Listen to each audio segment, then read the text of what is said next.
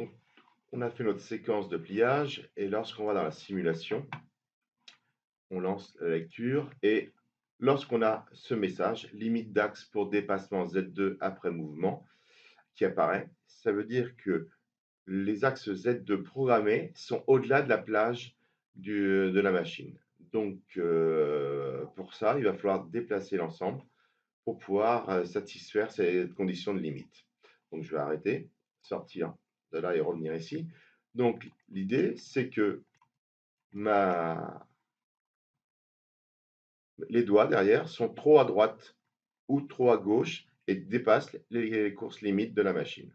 Donc, pour ça, il faudrait positionner les stations, donc les recentrer s'il y a de l'espace, ou sinon, éventuellement, en supprimer une, c'est-à-dire faire certains plis qui sont sur la station, par exemple, du milieu, les faire sur la station du côté, parce qu'on s'aperçoit que si l'outil ici fait dans les 50 mm, on devrait être capable de plier et cette partie-là, les deux languettes, la languette de derrière. Donc, on pourrait faire les quatre plis internes avec une seule station.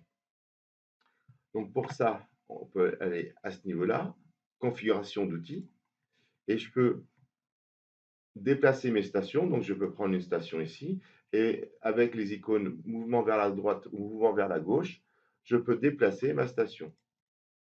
Alors, si je fais ça, on peut voir, est-ce que les autres plis passent?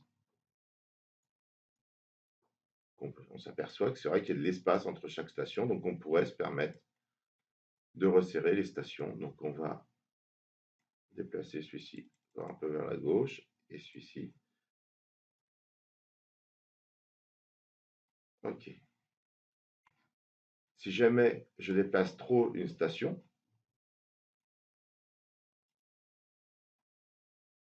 je vois qu'il y a des collisions qui risquent d'apparaître. Donc, ça sera géré sans problème. Donc, appliquer, c'est bon. Donc, normalement, là, j'ai resserré tous mes outils qui permettraient, si je lance la simulation, de ne plus avoir ce message vis-à-vis des butées en Z, ce qui est le cas ici. Donc, je pourrais faire ma simulation. Là, j'aurais plus de problème de butée. Si vraiment j'ai des problèmes d'environnement, bah, l'idée, ça serait de supprimer la station du milieu. Donc, on voit ici, station d'outils, TST, la colonne TST. On voit que ce pli-là est fait avec la station 2, celui-ci aussi. J'ai 4 plis qui sont faits avec la station 1, celle du milieu, et la station 0, celle de gauche. Donc, je vais prendre les plis faits avec la station 1. Je vais faire un clic droit, changer la station, et je vais le mettre sur la station numéro 2. OK. Et je vais faire ça pour les différents plis concernés. Une fois que j'ai fait ça, je m'aperçois que j'utilise que la station 2, la station 0. Si je vais dans l'outil configuration d'outils, il me dit il y a une station outil vide dans l'installation outil. Ben oui, c'est celle du milieu, donc je la sélectionne et je vais la supprimer. Ce qui permet donc maintenant de recentrer un peu plus les deux stations. Donc là, j'ai mes plis qui sont recentrés sur la machine. Donc on voit qu'on est vraiment au centre de la machine. Donc là, je n'aurai pas de problème pour positionner les doigts.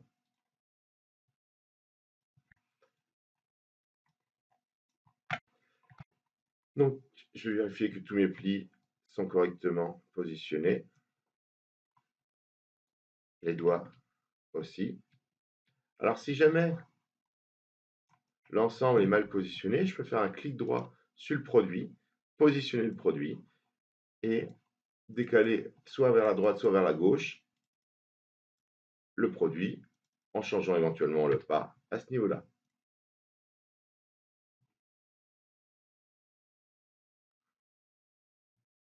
Donc, soit vers la droite, soit vers la droite, ça permet aussi de changer de station. Donc là, je suis bien sur les différents plis.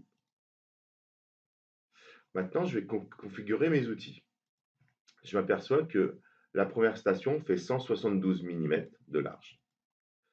Donc là, je vais décocher sélection de la station, ce qui va me permettre de sélectionner soit le poinçon, soit la matrice. Donc je vais prendre le poinçon et je vais aller dans l'outil segmentation.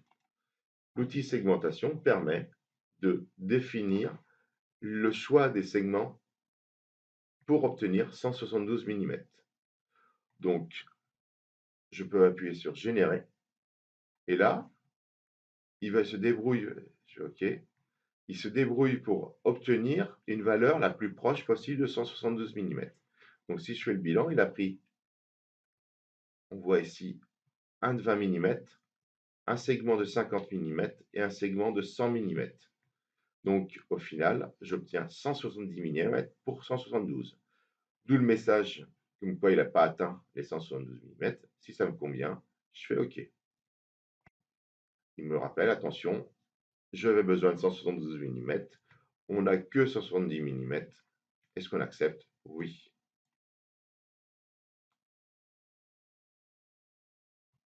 Correspond au type de biglan droite de route. Donc là, c'est pour la biglan.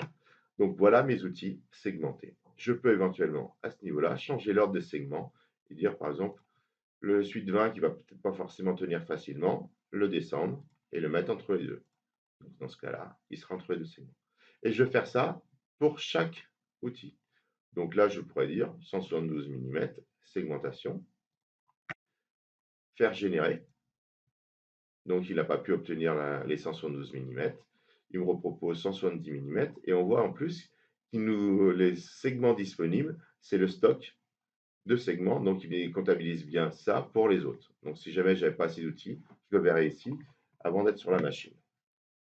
Donc là, je peux avoir 170 mm, mais si par exemple, pour ce pli-là, je décidais de non pas avoir un outil de 170 mm, mais avoir un outil de 200 mm, je pourrais faire supprimer ici et prendre uniquement un outil de 200 mm que je mets.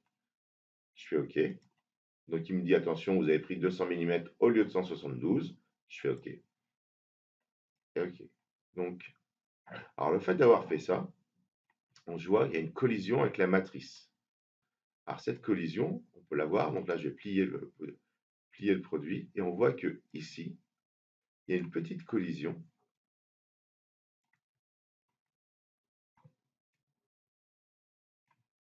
indiquée en rouge avec la machine. Alors, soit je la néglige, soit je dis bah non, c'est pas possible. Dans ce cas-là, je retourne, donc je décoche ici et je vais remettre à ce niveau-là mes 172 initiales et je vais refaire ma segmentation automatique. J'ai 170 mm, j'accepte. OK.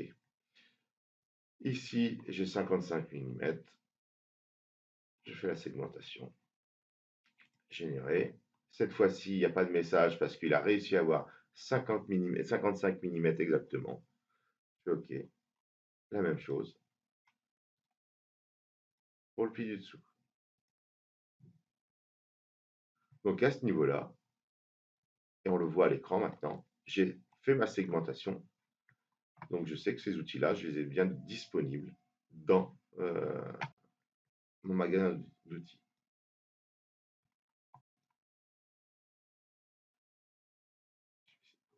Celui-ci n'a pas été segmenté. Je vais faire une erreur. Générer. OK. Voilà. On revient à la segmentation des outils. Je compile le programme. Et maintenant, je vais pouvoir faire ma simulation. Donc, j'arrive. Donc, j'ai plus de problème d'axe Z qui est hors limite. Et là, par contre, le fait d'avoir tout changé, on voit que j'ai encore une collision parce que si je fais ignorer, on voit que ça passe à travers. Les reculs ont été déprogrammés. Donc, pour changer le recul, je rappelle, c'est ici. On peut rentrer un recul de 50 mm, faire simuler. Et là, c'est bon. Donc, à chaque fois qu'on fera une modification dans la page précédente, on perdra tout ce qui est recul. Alors, on le voit, c'est perdu pour le deuxième. Alors, pour éviter de refaire tout pli par pli, on peut retourner dans cette boîte de dialogue, faire tous les paramètres. Et là, on voit tous les paramètres de tous les plis. Les 10 plis sont ici. Et on voit ici le recul. Il y a quelques reculs qu'on peut programmer légèrement. Donc moi, à chaque fois que je vois du -20, c'est-à-dire que je suis en pause doigt, je vais pouvoir mettre un recul de 50 mm.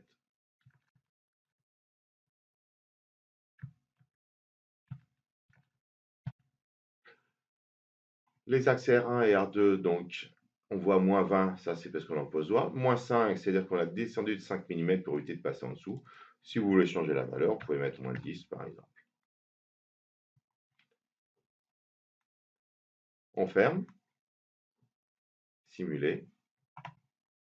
Donc là, normalement, on se met en mode auto et on envoie la simulation. Et donc là, normalement, il ne doit plus avoir de collision. Alors là, on voit une collision. On va regarder de plus près. Alors cette collision, c'est quoi? Là, on la zoomer. Alors c'est une micro-collision. Je ne sais pas si vous arrivez à voir là. On vient juste avoir une petite collision entre l'arrondi et l'angle. Alors là, dans la réalité, en plus, il y a un chanfrein, donc cette collision n'existera pas.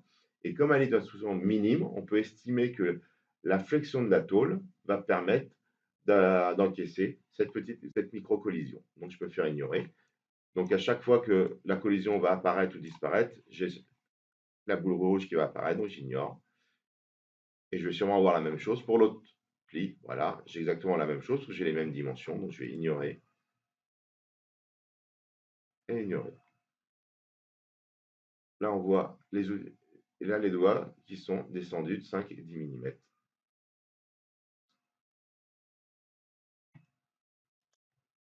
À ce niveau-là, c'est bon. On a donc un programme qui est compatible avec la machine. Pour pouvoir maintenant éditer ce programme, donc je vais le sauvegarder.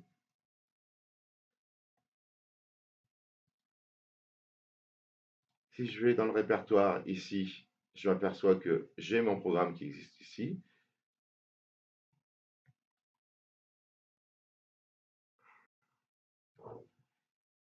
Je vais aller voir la nature du fichier.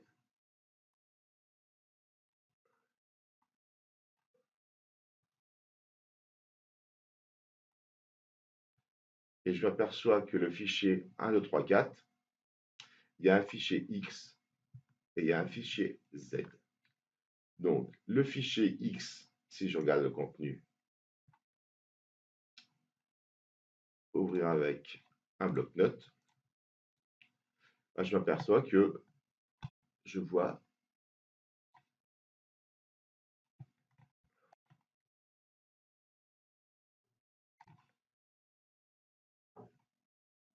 alors fichier assez grand, et on voit N1, N2, N3, N4, N5, N6, N7, N8, N9, N10.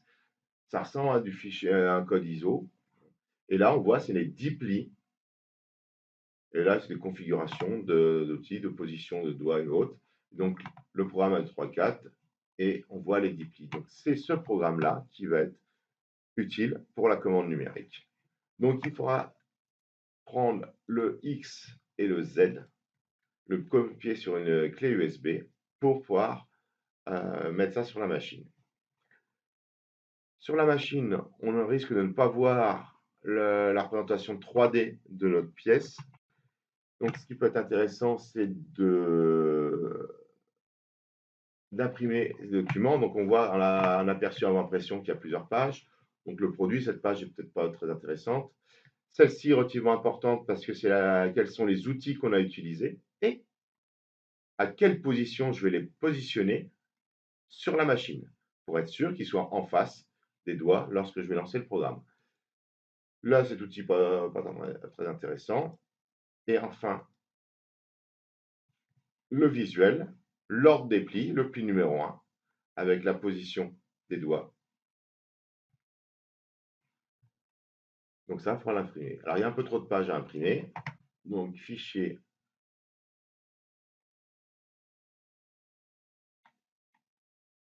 sélection d'impression, données du produit, j'en ai pas besoin. Outils utilisés, j'en ai besoin. Paramètres de séquence de pliage, j'en ai pas besoin. Visualisation de la séquence de pliage, je vais rajouter les outils.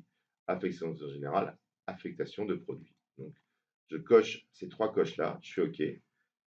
Je fais fichier aperçu avant impression. Donc là, c'est la première page dont j'ai besoin. Celle-ci, je ne peux pas l'enlever, mais j'en ai pas besoin. Et enfin, je vois ma séquence de pliage. Donc, c'est cette feuille-là qu'il faudra imprimer pour aller au pied de la machine et positionner correctement vos outils. Donc maintenant, votre programme est prêt à être exécuté.